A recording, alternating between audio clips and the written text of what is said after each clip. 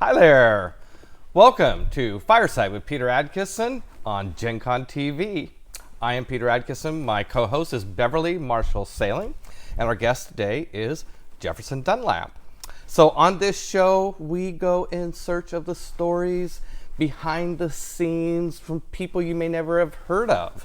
And specifically in this season, it's about Magic the Gathering, the early years, the creation of Magic, the development of Magic, basically 1991, 1996, somewhere along in those lines. And we have found the perfect guest today, someone who has great stories, but most of you have probably never heard of him. He's never been interviewed about Wizards, but he's been there for nearly 25 years. Jefferson Dunlap. Thank you. Yay! Well, first, thank you for being on the show. Thank you for having me. And Beverly, thanks for coming back. Always. Appreciate it. You always say, let's never take it for granted. I like that there's two. There's the back and forth. That's cool. Right. So really, seriously, are you the longest running Wizard of the Coast employee at this point? Is there anybody there that was hired before you? Well, maybe yes. Charlie Catino, maybe? Or?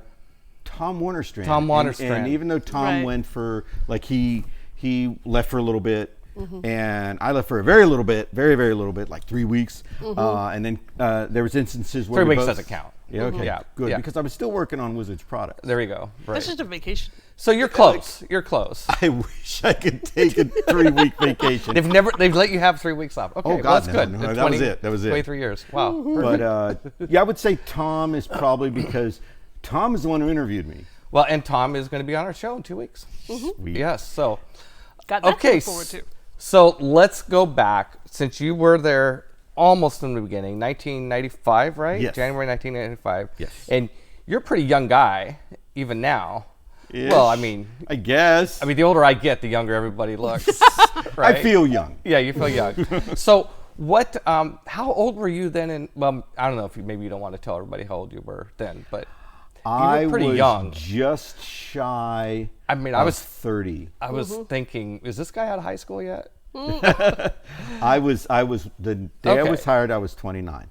Wow, so we're closer to the same age than I would have thought. Younger I than started I am. Wizards when I was 29, so there you go.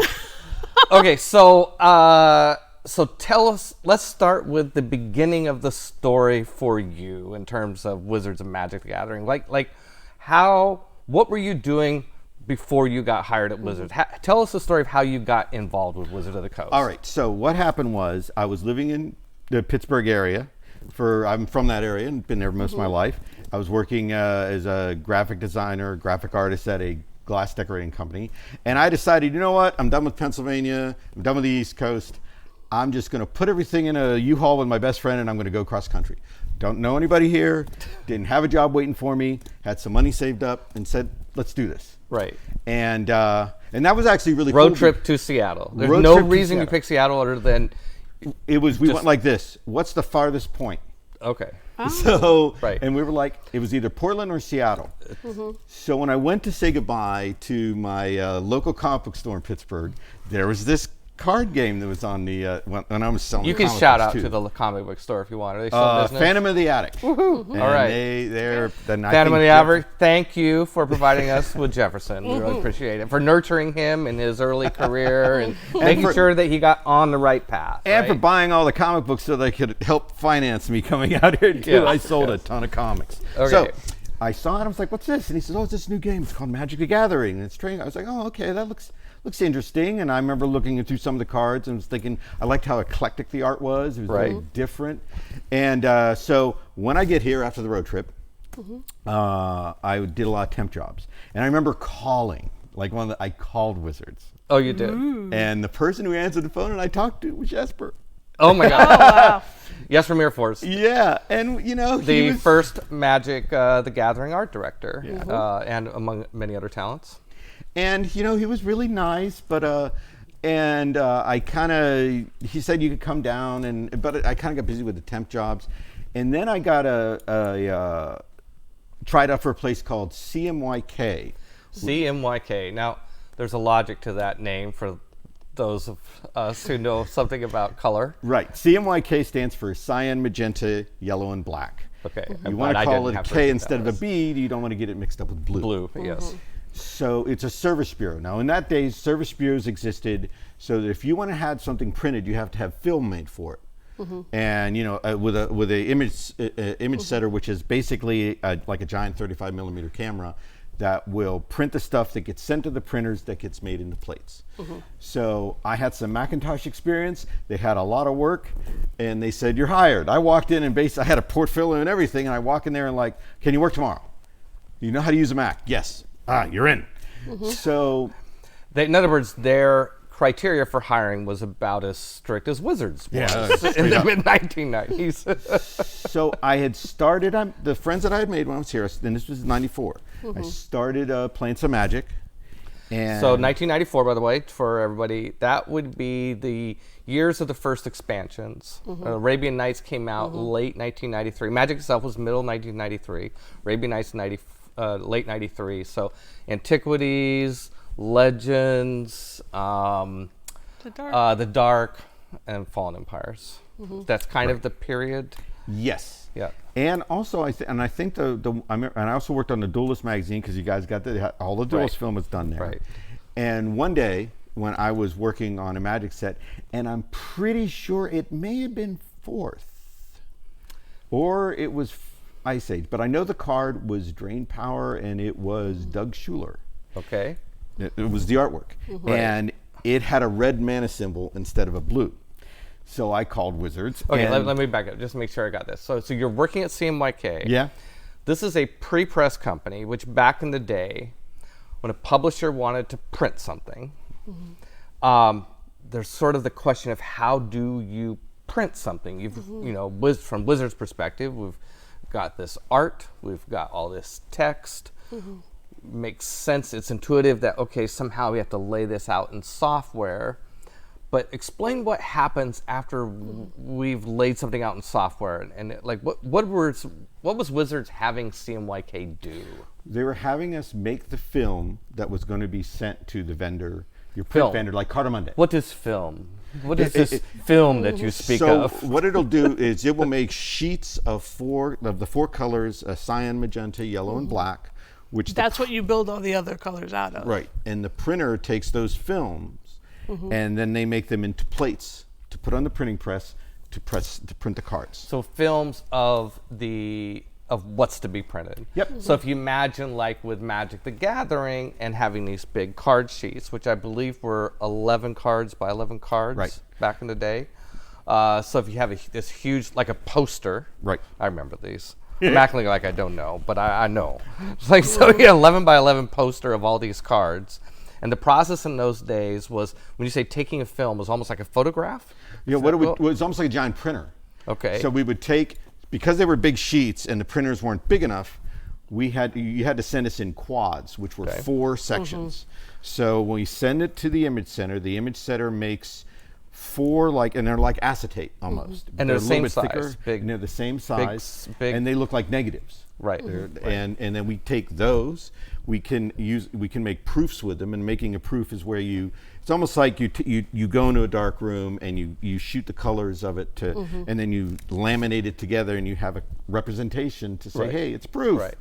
Right. So that's what CMYK was doing. So Wizards was hiring CMYK to do this creation of films and proofs for Wizards products. So when I'm in the middle of working on something, I call Wizards, and the only person that was there, I think there must have been a convention or there was something going on. The only person that was there, and you don't mind me name dropping, right? No, was please Maria do. Cabato. As long as it's good stories. We're not here to publicly shame anyone, so, no stories about no bad. You can tell bad stories, but just don't name those people. So it was Maria Cabato. Okay, great. Who answered, and she said, "Oh, okay, I'll get right on it." And the way that, and that's another thing that's kind of funny. So the way that files transfer, because you guys were in Renton, right? CMYK was in Fremont. We had this thing called SneakerNet. And what that means is you actually had to bring your hard drives or computers, whereas other people would bring like discs, or they'd bring like these called SciQuest disc. Your guys' files were so big with all the cards that you actually had to bring hard drives. Right. So after that incident happened, Tom Warnerstrand called my boss at CMYK. Oh wait, but I don't think we fully talked about the incident. Something about a symbol on the drain mana. Right. Is that where we're at? That's where we're at, yes. Okay. So you saw a problem with that card, is that right? In my knowledge I of think Magic, I interrupted you right before you got to that point. So you saw a problem with the drain power card. Right. And Maria was going to have to, I couldn't fix it, so she was going to have to send another file. Right. The thing that Tom liked, and also my boss, is because I was the only one at CMYK who was playing Magic, Right. that Tom said, we want that guy to work on our files. Because it was a problem nobody else, that somebody who didn't play Magic would never have noticed, right? No. It was a problem with, what was the problem? Was it a wrong mana symbol color or something? It was a red mana symbol color on a blue card. And it was in the up. It was the casting cost. And Right. And it was like, gling, it was glaring. thank you very much for catching these things, because the editors are the ones who get blamed when stuff like that happens. Yeah, Beverly, how come you didn't get to that problem? Well, depending on which set it was, it might not have been me, but I know the part of it was that we would fix things in the text box, and sometimes that would, for some unknown reason, cause the stuff in the words in the frame to change. Right. And that Well, I never really understood why that was happening. And I think, by the way, I think Drain Power was from Original Magic. yeah. That's why I think it was but four. you probably was probably being re-brought through Yeah. for like revised. If this was in 1994, I bet there is some astute listener to our channel who can look that up for us and find out or maybe my director can look up where is Drain Power. Well, I actually did that yesterday, so Yeah. that's I was looking at the timing frame, kind of Right. getting ready for this, and I was able to. It's like, I think that's what it is, but Right. 1994.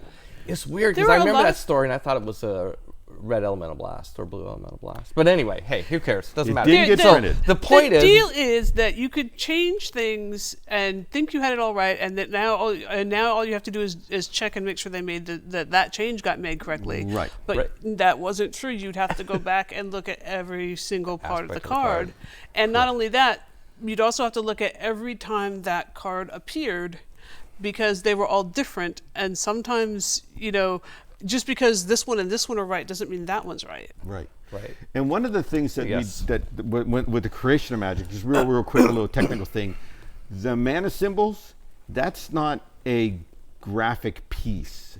That's a font that people. Yes. Yeah, a lot type of people don't know that. Yes. And that's actually making that decision was such a good decision Because then it could float, right? yes, Especially during Yes. and what I mean by float is that its position, the position of that mana symbol within the text box, could move if the text changed, especially in another and language. especially translating into other languages, Yeah. right? Yeah. Yeah, I remember this. So after working, That's the hardest part about this show is actually remembering all these things from 25 believe years me. ago. I'm hard time believing I can It's a good thing we're doing it now. If we'd waited another 10 years, the show would be so much worse. Because when you really think about it, we were working, and I Oh, mean yeah. working, not oh, I'm going to work. No, you're working because back in those We days, put a lot of hours. There's a lot of hours.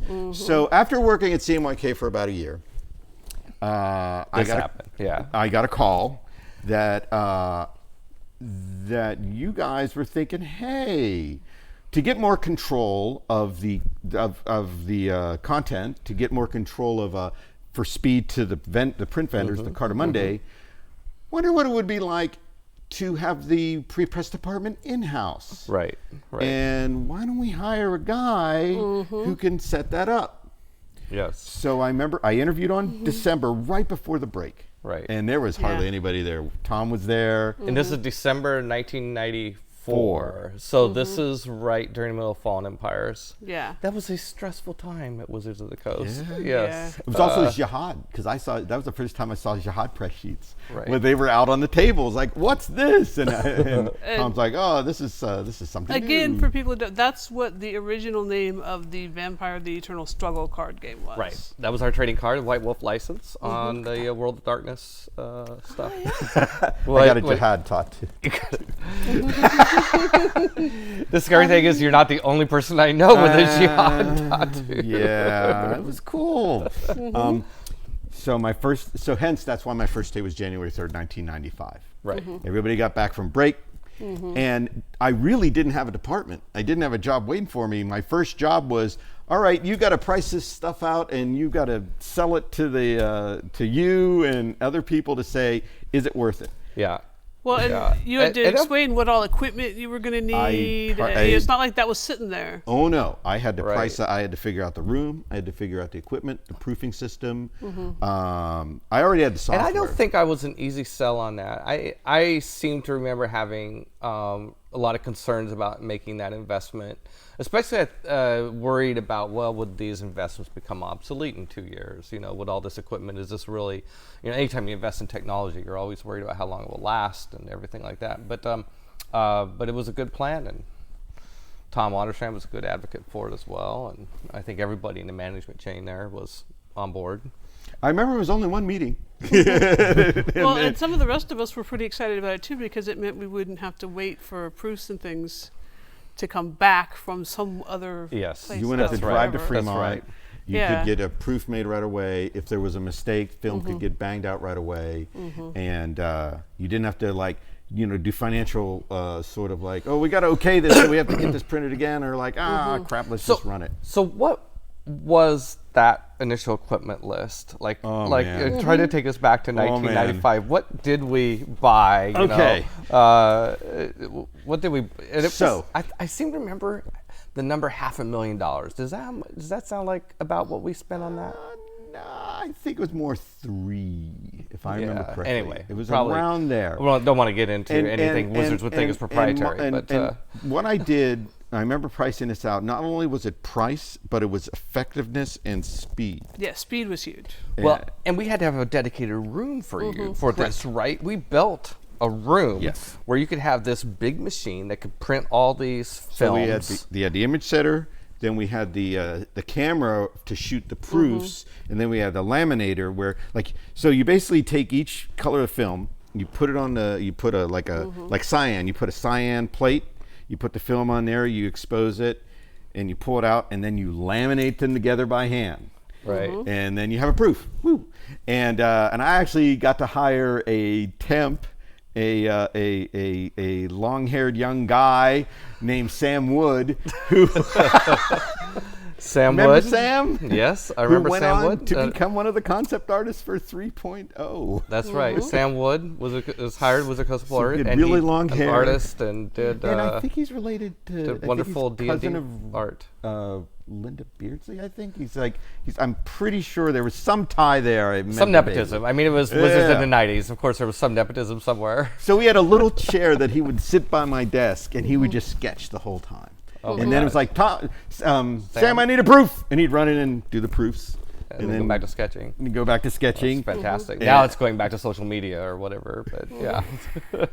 So, those early days were, it was a lot of work. It was because getting out film, it's like any other printer. You hit print, and then it's as fast as it takes it. And when I said like a 35 millimeter cameras, that's how an image setter is made. It exposes on the film, it goes through a developer, it goes through a fix, it goes through a wash, and it pops out at the end. And then it has to do that 4 times. And for each of the 4 colors. Yes. Right. And then in later years, we switched to a 5th color. Now so how many years did that first piece of hardware last you? I just want to know, if I was really, the thing is, thinking about the investment. I want to go back and see if we depreciated it correctly. We bought another image setter. We had an Agfa, and then we bought a Cytex. So we actually had 2 image setters. Well, because we were putting out so much stuff. Right, because not only were we doing the cards, we were doing the film for the books, the novels, the magazine, and you mentioned Duelist magazine earlier. Yeah, we were doing all that. Ads that we had to send to other people to be put in other publications. I think that's something. Packaging. Yeah, I think that's something people don't think about a lot when it comes to for a game company. it's not just a matter that you're making all the. You think of the game itself. You think of all the cards. Well, all those cards have to be packaged in something. Well, that packaging doesn't come from just nowhere. I mean, the packaging has to be designed. It has to be artistically beautiful. It has to have graphics. And that means, especially in those days, going through color separations and creating these proofs and stuff like that. And then not only the packaging, if there's a point of purchase display setup, there is advertising that we place elsewhere. In Wizards of the Coast, we did lots of advertising. Yep. Okay, and everything I just listed, that's for Magic the Gathering. It's also for eventually Dungeons and Dragons. Not in the early 90s. That wasn't until 1997. But for, Vampire the Eternal Struggle and for Talos Lana, Prime Order. I mean, you multiply all of that by all of the different products that you're doing. Well, and then there's also support materials for events and things that were taking place, and all sorts of like posters, retail, any sort of giveaway swag. Yeah. Those oversized cards that we used to make. Oh, yes. Man. and on top of that, you have to make sure you have the barcode right, the ISBN right. That all has to be generated. That all has to be correct. You have to make sure you have the proper stuff like for Europe recycling, stuff like being imprinted. You have the just different things. The don't feed this to your small children so they choke symbol. Yeah, all that has to be on there. All the legal text has to be on there. All of it. So it's there's more than just. I sometimes think that we're not sprinkling pixie dust on paper and it comes out. No, it takes a lot of going through. The thing about back in those days is you had all the stuff that happened before it even got to film, and then you had the film that had to happen. And at the time that was the only thing. That was the only way to do it. It was the only game in town. However, you would run into things like, okay, we sent some film we were shipping it to Cartamonde. Right. But Cartamonde was our printer in Belgium. Right. That was the first Magic printer, and eventually we would have others, but really Cartamonde was our primary supplier for printing throughout the 90s. And we still use them. Great. Yep. But we also use other vendors. But let's say I send the film and it sits in a warehouse during the summer. It got a little bit warm. The film has stretched a little bit. You got to do it again. That is things like that have happened in the past. But I mean, you go with it and you run it again and send it again. And the other thing, and the reason I'm kind of setting this all up is because I want to get to the point where we talk about what it's like now. Which is, we're not there yet. We're not there man. yet. No, not yet. We're going to get there. I'm still on the hiring. I got one more question that has to do with when you started, right? We started. Because anytime someone says to me, what about the good old days? And it's like, to an extent, there's no such thing as good old days. There's fond memories, but good. Oh, that's great. See, that's better drama. This is a great, yeah. We don't want to hear about how easy everything is now compared to back then. All right. Yeah. So you want to go back to the hiring. That actually will be a good way to underscore. We're going to get to that. So I have a question for you about, since you were hired in January of 1995, that moment, five. Yeah. Yeah, 95. That moment was actually a big crisis point for the company with Fallen Empires. I remember. It was really the biggest crisis, at least that we faced, having to do other than just getting Magic out the door in the first place, which was its own whole story, because it was the first time that Magic showed sort of like, is this the top of the curve, the bubble? Is the bubble burst? And it's, we knew that there was inflated sales because of phantom buying and speculation, and we knew the sales were going to come down. The question was how much, and it turned out, thankfully, not that much. But were you aware of all that? Oh yeah. And how did that? I mean, how did you hear? Like, what were you hearing about that? So it was, I remember we were in the PAL area, in the production area, near like where Tom's desk and Keith Kentop's desk was. Right. And you had a powwow. You had, it was almost like an all hands meeting, but I think there were, and if I remember correctly, it wasn't in, you remember we had the lounge area that was in the one building where most of the all hands meetings were. Yeah. So I remember you sat us all down and you You were just came forward and said, this is the situation. And I remember thinking to myself, but oh no. But I don't know. The thing about it is that I saw what was coming. I saw the things that was down the road. Right. So I thought to myself, we're doing some really neat stuff that's going to be happening on top of this. I think will be cool. Yeah, I don't remember which meeting and what I said. I think what I might have said, because I think I remember very clearly what I was thinking a lot at the time, which is that Magic was a game first. It was a game before it became a collectible, before people started speculating on the product, before these crazy demands, all the problems having to do with, undersupplying the market. The reason it was an issue and the reason people were collecting the cards ultimately was because it was a fun game. And the collectability of the card, people loved the art, but it wasn't the art specifically that was drawing the collectability. It was the value of this card in a deck for competitive play, right?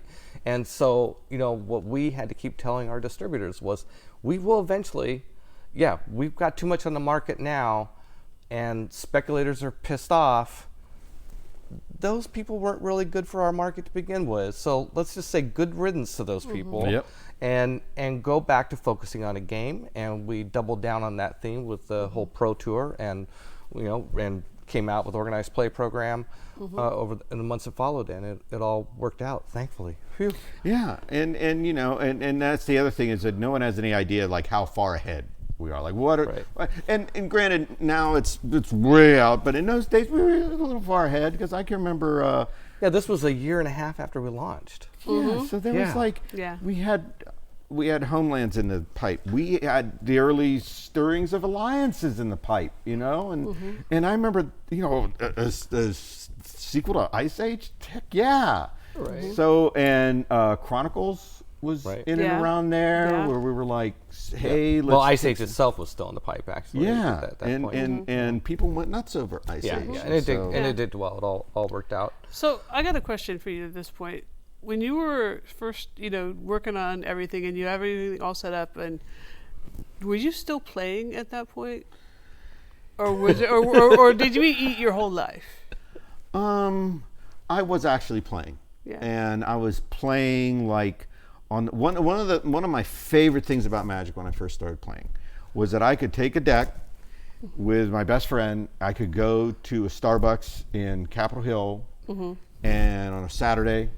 And just throw down, because remember, I came here, I only knew one other person, and I did make some friends, but no, it was a nice and inexpensive thing to do, and fun thing to do. By the way, I'm really glad. I was going to ask you, you've been here 23 years. I was wondering if you'd made any friends yet, so I'm really glad that worked out. One of the cool things, and I always say this to people about Wizards, is the people. And I've made some of the best friends in the world. Amen. At Absolutely. Wizards. Absolutely. My D&D group now is made up of people who are still there and who were there. Our friendship was forged at Wizards. Yeah. I mean, we knew each other before, but not that well, right? Yeah. Our friendship was forged at It's Wizards like of the I was Coast. telling you earlier, I carpooled with Steve Connard. Yeah. And it's like, He was our guest 3 weeks ago. And so like the thing about Steve is like, you look at Steve, Steve. Right. We're kind of different. Him and I. But we bonded we just bonded our love of games, our love of D&D, our love of Magic, all of that really, and we'd have these great conversations, and then you suddenly figure, like, if you would have met this person on the street, you maybe wouldn't have, like, but then you talk, and it's just like, wow, this person's awesome, and because when in the early days, Wizards used to. There were a lot of. Remember when there used to be a lot of goths at Wizards? Yeah, we're gonna have one or two on the show. Yeah. Yay! We have Rias Hall coming. Oh, sweet! In a few so weeks. Think about Rias. Rias was the first job I had at Wizards. Rias was your first job. What I had to do. What I had to do was I had to format a hard drive for her. Oh, perfect. Because before I got the Prepress department, they threw me in IT. And Right. they said, so while you're doing... Until we have all the equipment. Yeah, we they really don't don't have have me anything for you to sitting do, around so just it's all saying, right. what are you doing? I'm just I'm trying waiting for stuff some out. stuff to show up. Yeah. So they said, do you know computers? Sure. So I troubleshoot computers and stuff, and I remember... There's this gal in customer service. Everybody's afraid to talk to her. Why don't you go over and fix her computer? Is You that know what I named her? happened? You know what I named her? No, she was getting a new hard drive, and I'd met her. Right. So I named her computer Byron, and she was like, "Wow!" Oh my So, gosh. Yeah. Okay. And so let's go back to Magic for a moment. So you liked playing Magic. What any fond memories of like early Magic sets? Like any tell us a story about one set or another that maybe our customers can relate to. When I discovered Legends after the fact, holy crap, that was so much fun. I loved Legends. You loved Legends. Yeah. And Ice Age. I loved Ice Age. That was really, really fun. Oh, great! You scored points with both my BFF and R&D right there. So perfect. So, Good. but here's a real It's a very funny diplomatic story. answer. I liked Legends so much, and I was still kind of a noob. And this was even after I got hired, I think. I was at a game store with a so-called friend, and he traded me a bunch of Legends that I thought, oh yeah, this is awesome. And all he wanted this artifact that cost 0 and gave you 3 mana of any color. A Black Lotus. Yeah. Oh my God.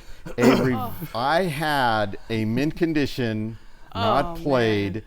which when I left CMYK, I got a revised deck that was sealed Oh. and there was That's okay. Oh no, it was an unlimited. No, okay. it was unlimited. You don't have to be but there shy was a about that. Black That's Lotus okay. in there, and I was like, meh. And I wasn't so because I was playing mostly with my best friend, and I would occasionally play in Right. game stores. I wasn't like playing a lot in game stores. I'm that type of gamer that I really like to play with my friends. Yeah. And so, yeah, this person who will remain nameless, I thought I got this. I got the best end of the deal. And I'm like, no, you didn't. So yeah, but But it's about you what do? made it fun for you. exactly. Okay, so you liked Legends a lot. I think people watch this really love to hear about specifics. Anytime we can mention a set because we all remember these sets so fondly. I mean, I like. Anything you remember about Legends specifically, like which cards? Okay, or the was other it the Elder Dragons? the other or was it bands with other? Oh God. I liked the introduction. Don't mention bands with I other to me loved ever. the gold cards, the multi. Yeah. Oh, Oh, the yeah, colored yeah, cards. yeah. That's I was right. like, that came out yes, in Legends, because for a while which there, was like the Elder Dragons and stuff like that. For a while there, I was playing just black. Plague Rats, Lord of the Pit, Nightmare. I was just loving that stuff. And then when I said, oh, I could play with red cards now and green cards now, and I could slip these bad boys in there Right. and make those a were really interesting sort of. And those gold cards were colors that had multiple colors as part of their attribute. Like this card is simultaneously a red spell and a blue spell and a green spell or And something it takes like that. mana from all. It takes mana from Yeah. all these to cast. That right? was, I really like that. I also really enjoyed when we did Mirage.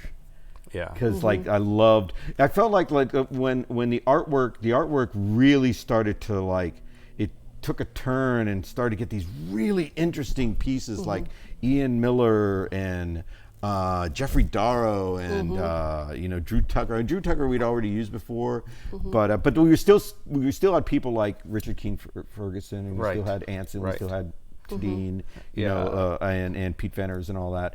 But there definitely was, and it was neat to see how, like with Mirage, we had this.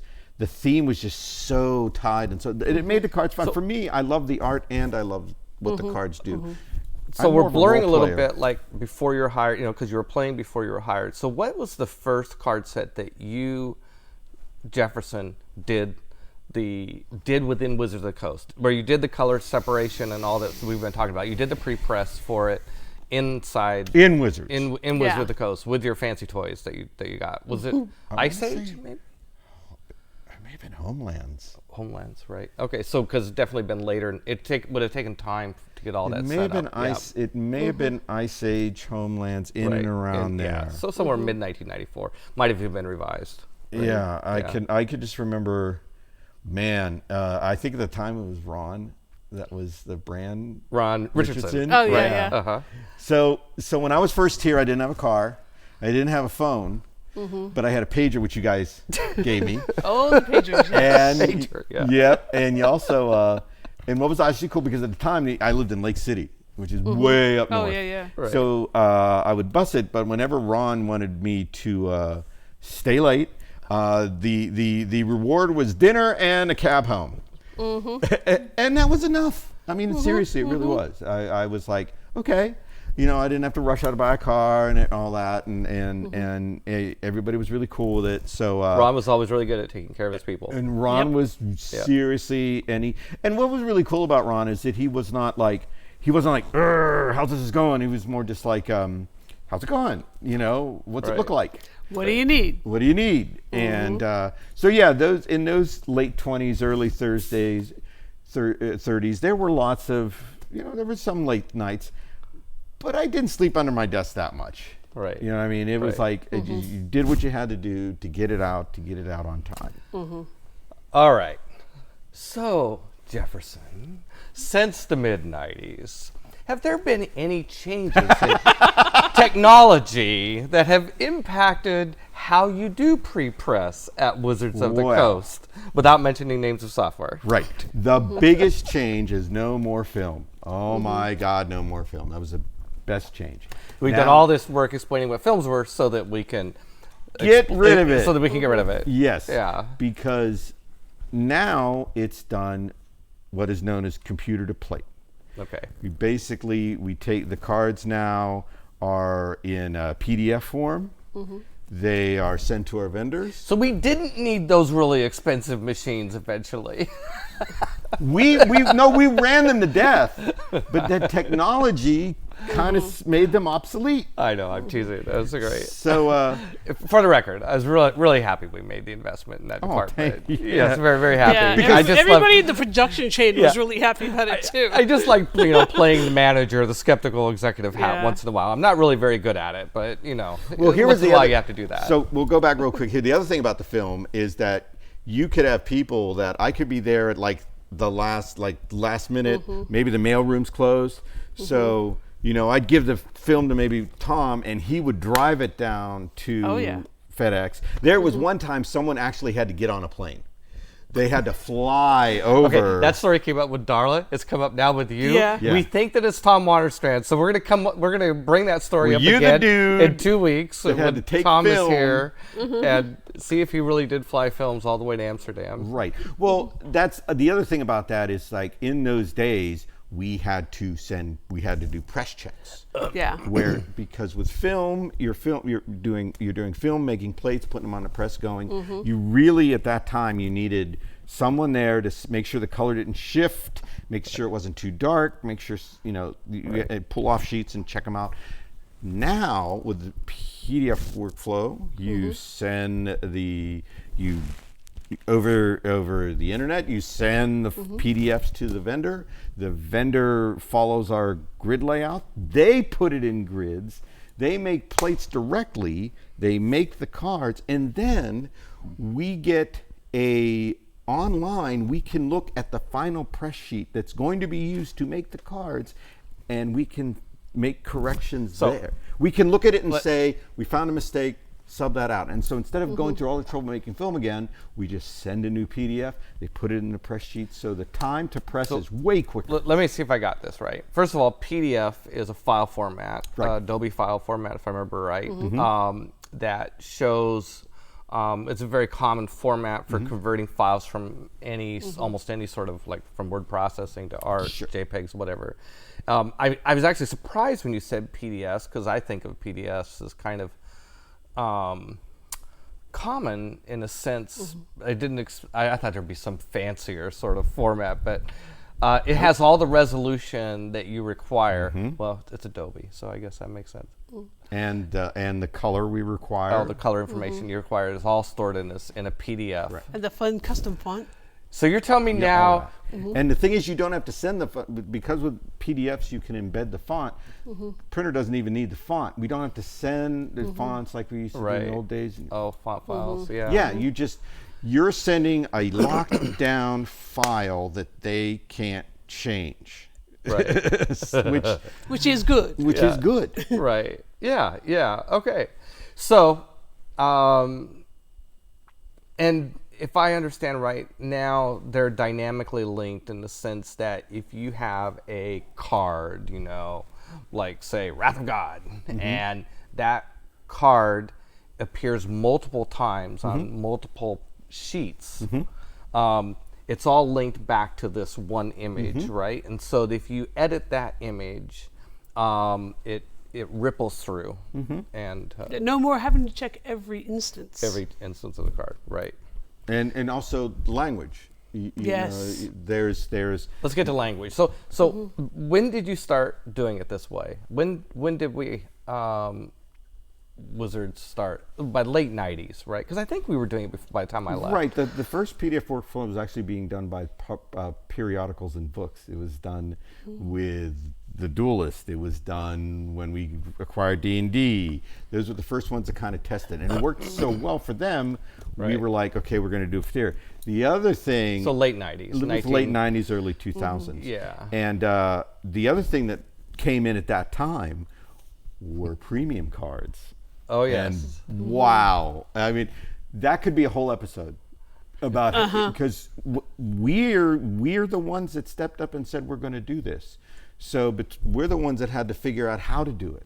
Right. How we had to change the border to be on foil. How we had to make certain parts look shiny. I was about to ask, what do you mean by a premium card? But you're talking about like in, say, in traditional trading cards, this is not new, right? In sports cards, baseball cards, and so on, the idea of a foil card. But we brought it into collectible card games, trading card games. We were the Magic the Gathering. We were the first. I'm Yeah. pretty sure. Okay. That with because we wanted to there's certain things we wanted to make it so it was still legible. Right. That it wasn't super thick. You couldn't tell the difference. All these things that when it came, it happened. Yeah, because if you're playing, you can't. And so that kind of had to get rid of the concept of film, because that would mean double the film. Right. Because you'd have to be every color on regular and every color on foil. Yes, because the color is different. Because if you print on foil, you want to have it lighter so that it won't. If you use the regular color you used to do on regular paper, it's going to be super, super dark. Right. So you had to do it And that way. wouldn't it bleed too? The process is different. It's so much. It's just that you'd have to have the contrast so that you'd lighten it up. So when it's on foil, and then you also have to use another ink. You have to use a white underprinter is what it's called, so that certain areas will look dull and certain areas will look real shiny. It sounds like there's some technical aspects There's to some your technical job. aspects. Yeah. But because of that, and also because of languages, and also because of, we're talking 11 languages we do now. Yeah. Okay. Yes. Now let's talk about languages for a moment. So Magic the Gathering. I don't know how many languages today. It's 11 languages, or If you count English. if you're counting. Well, Yes. I think that seems fair. English is a language. Yeah. Yes. Let's count English. I know people who've devoted their entire career to the English language. Yes. So yeah. Okay. So 11 languages, and obviously these all have to be printed, all the pre-press and the editing, even the fork in the road between the English version of the cards and say the German version of the cards is going to happen earlier than editing, right? Or at editing. So A lot of times they were done simultaneously. right. So you would, back in the editing process, when you were managing, you would send the card, or somebody would send the cards to a German translator, or actually into all the different languages translator. So it's now in this big multi-path fork, and a out-of-house translator would translate the cards, and then it would all come back in and go through typesetting. Well, and there would be questions that they would have based on how does it work in their language that would make us think, maybe we should make it work that way in English too. Because that would be simpler. No, that has happened too. Yeah. That has definitely happened.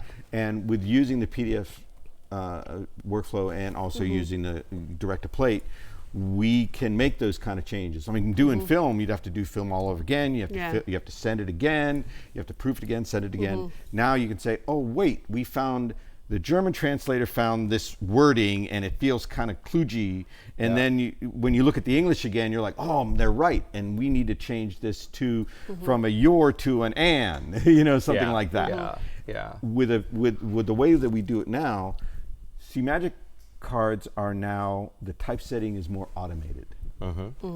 Because when you think about it, we are releasing 11 languages when you say typesetting, you mean how the layout of that text. Correct. There's a text box in a typical Magic card with a bunch of text, which might be some of it rules, some of it might be flavor text. Correct. And that's probably the main part of the typesetting equation, right? Is figuring out how that text is going to wrap around inside that box, Correct. right? And make sure it actually stays inside the box. It fits in, stays in the box, fits in the box. So, No, there are people that work on that, but it's not someone sitting there doing this. right. It's It all. is now automated. It's more.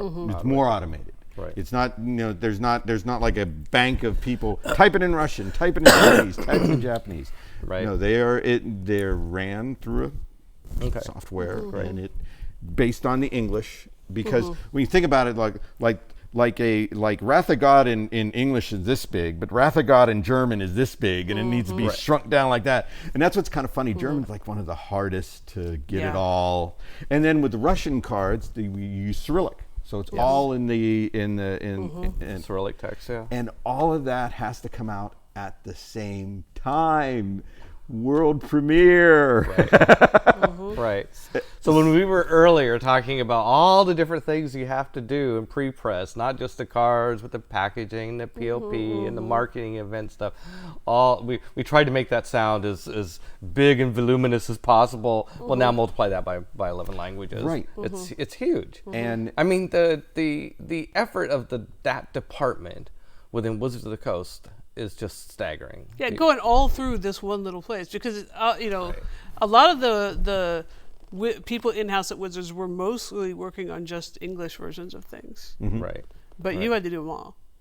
Right. Well, and not to like make it like I'm this like, oh, you couldn't do it without me. You know what I mean? It's We couldn't though. I know, but it's We love doing that. What are you talking about? what right now what it's more like is I am the guy. I am like the last. I'm the end of the line before it goes to be printed. Right. Right. So so even though it's gone through editing, it's gone through QA, it's gone through many passes of being checked off, everything's cool. I'm like the last person who looks at it before it goes to the printer. So I look at the technical aspects of it for whoever it's printing to, like, okay, what's the color? Everything's all cool, everything jives. All the fonts are right. But then I also look at the content real quick. I give it a quick look, make sure everything's cool there, make sure that Japanese symbols aren't on Chinese cards, and Right. it happened. It course has it happened. Make sure that the barcode is correct. It just I'm like, not only am I doing the technical service and making sure that it'll technically print, but just to make just that last one, even though multiple people looked at it beforehand. I'm like that last It's another one. set of eyes in a proofing process. You cannot have too many. You really can't. and One eye is not enough. And then two eyes are not enough. that file, after I sent it to the vendor, I put it in the archive. So like now I'm in the archive department. That's Let's talk about that a little bit. What do you do as an archivist, and what's the point of that? In the beginning, we used to burn CDs, and there was a department of 6 of them, and we just burn it. And I'm talking not hundreds of CDs, I'm talking thousands of CDs. Well, now server space is really pretty easy to get. We transferred all those CDs to servers. CDs are all off-site. And now we just use server spaces. And I'm pretty much like a librarian in the sense that I have it organized by set, by brand, so that if anybody needs to look at an old set, but also that's artwork too. So if we're doing... So you could like get us the Cyclopean tomb without the mana symbol that we misprinted for Alpha? I could get you the one that probably was misprinted, but yeah. Wow. Well, okay. There is a certain cutoff point where some cards are really, there won't be a finished card, but there'll be the art, or there'll be the art within the frame. But those early cards, the way that we made them, where they were EPSs, the fonts weren't embedded. There was a different border. Right. But no, I'm also if anybody needs stuff, I can also download that stuff. So, and definitely keeping that all in an archive is good, because someone may say, I need all the Tempest cards, or I need all Weatherlight, or I need this one piece of artwork, and all the artworks are assigned like these IDs. So it's just a matter of looking that up. But my thing was that I organized it, because when I inherited it, we basically had just servers and stuff was just thrown in there like a bucket. Right. And I was like, no. So for my own benefit, and if one day I win the lotto or whatever, I'm not going to leave a mess for somebody. Right. Right. And being able to access the old files is really important. And it's kind of like the coda. It's kind of like, it's the job's done. We know it's done. It's in the archive. And let's say there's a change. We find out while it's at the printer, oh crap, there's something wrong with the card. There's a red mana symbol on a blue card. Something like that. Right. That gets changed. That gets saved in the archive, and it goes away and will never happen again. We don't save versions. We don't save right or wrong versions of cards. Remember, on top of that, we also have Dungeons and Dragons. We also have Avalon Hill. We also have Duel Masters. We also, all that on top of Magic. Well, and you keep archives of like promo cards and stuff like that too? All of it. Packaging, all of it. All the languages. So what's a thing that somebody might want an old card for? I mean, what kinds of stuff? Articles, definitely, or one of my jobs that I do now a lot is get old art to have playmats made. Right. So I'll get a call from Doug Schuler and say, hey, I need Ancestral Recall. Right. And I actually make it to the size of I res it up to the size of the playmat so he's able to use it. Right. So that's another thing. Things like that. That's res it up. What do you mean by res it up? That is make it so that so the art may be this big. I have a program that allows me to make it so that it can be printed this big and it will still look clean. You mean even if the original file is at that resolution? Yeah. What is it, like interpolates data? Or something like that. Okay, We're getting dangerously close to talking about magic. Yeah, it's magic. No, but it is a something. And that is why you've been there 23 years. Yeah. And that's another thing that I really love about my job is that I can apply my love of games and how knowledge that I have that I can use that to be able to do something, because sometimes it's detective work and to make sure it looks right, in the end. So, any questions? We have one question. You have a question? Yeah. Woohoo! Eddie Frank wants to know if you have any interesting misprint stories. Do you have any interesting misprint stories? One of our watchers. Oh, we have watchers. Misprints. Well, duh. You mean like, well, let's see. I mean, I can think of, we had misprints with, I think, Chronicles, right? Was that, that might have been before you were involved? Right, but I do remember, I remember, wasn't there the one that there was the djinn that was supposed to be on a blue card, it was on a green card, it was the Esper piece? Yeah, that was early. That was early? Yeah. See, I fixed everything. So yeah. Yeah, we had no misprint. Tell Eddie, there were no misprint problems after Jefferson. No, there started were working at Wizards of the Coast. There were misprint problems. There definitely were, but I mean, luckily, most of them have gotten caught. Some of the misprints that we've had in the past have been, on packaging, mostly. But well, we had also stuff. I mean, this is and it wouldn't necessarily be the fault from Prepress. It could be from somewhere else. It could be like we had a collation problem with Legends. There was the A block and the B block where I can't remember exactly which, but there was like certain, I think, an uncommon sheet where there were whole boxes of Legends cards that where no matter how many you got, you wouldn't be able to get cards from one group of cards. Anyway, something like that. Anyway, and it created a lot of hassle. That was a bad collation problem more than a misprint issue. And then you caught the misprint on I'm drink. trying to Power remember Trade. though if there had been, because those things you kind of want to forget. You know? I mean, but And in all fairness, maybe Wizards would prefer you forget Well, as and well. Yeah. I can think of ones that got caught. I think really what we'd like to tell Eddie is I think it's actually amazing that there wasn't more. Oh, like, yeah. Oh, no, however definitely. much we had in the way of misprints, and there were bits and pieces here and there. What's amazing, and and I remember way before you got there with the Alpha, those misprints are legendary. We had cards that were missing, like Circle Protect Black, I think was missing. I think Volcanic Island was missing, or something like that. We had the Cyclopean Tomb didn't have the mana point cost on the card. It's free. It's think- what's that? It's free. It's right? free. well, no, I think the other thing is that It's free. Yeah, exactly. Right. once you started localizing, and if everybody Right. doesn't know, localizing means when you take English and turn it into another language. Right. It's called localizing. I think localizing caused us to almost have another step of checking files, because you'd have translators that would find this wording feels Yeah. kludgy, and then you look at it in English and they're right. So I think that when localization really started ramping up, it was almost like another layer of checks. Well, when we Yeah. started doing it Yeah. simultaneously, so in the very, very beginning, it was later. Yeah. We would do the English version, and it would be already gone by the time they translated it into other things. So, Is there another question from anybody online? Okay. Oh man. Okay. Oh, there's a couple minutes. You got another story, any topic. You're wide open at this point. All right. Okay. Here's one thing one of the things that impressed me about when I first started working at Wizards. I'll never forget this. It was my first week, and I remember I was walking out the one building. I was going over the other building, and I passed you, and I said, "Hey, Peter," and you said, "Hi, Jeff." You knew my name.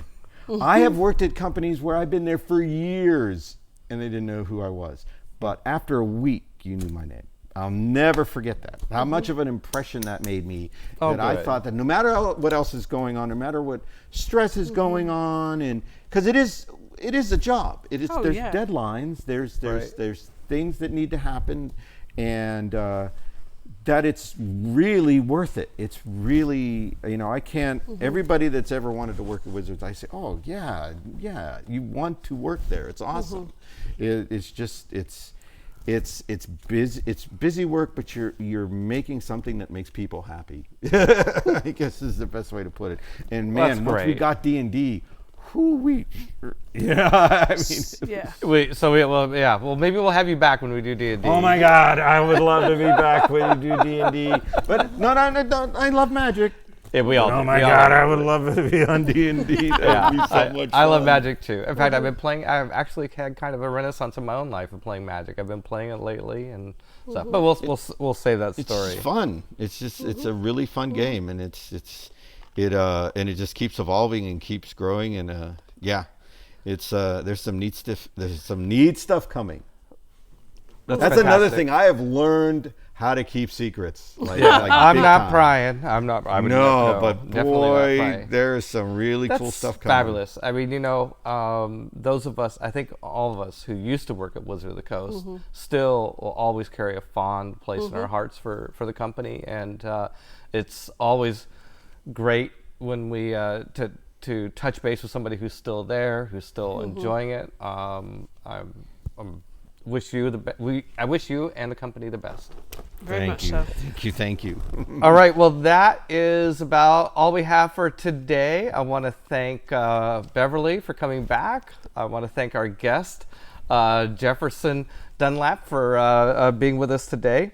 I hope you'll come back and watch us next week. We have a fantastic guest lined up for you again. We have Paul Peterson is coming back. And Paul Peterson, you'll hear his story about being hired into customer service and then being recognized as so smart as a game designer that he got hired by R&D to do game design, which is a great story. Of course, now he's world famous as a tabletop game designer. So until then, I hope you'll watch our other shows on Gen Con TV. We have Table Takes, which happens Fridays at 11 a.m. Pacific time, and also The Brothers Murph, which happens Mondays at 5 p.m.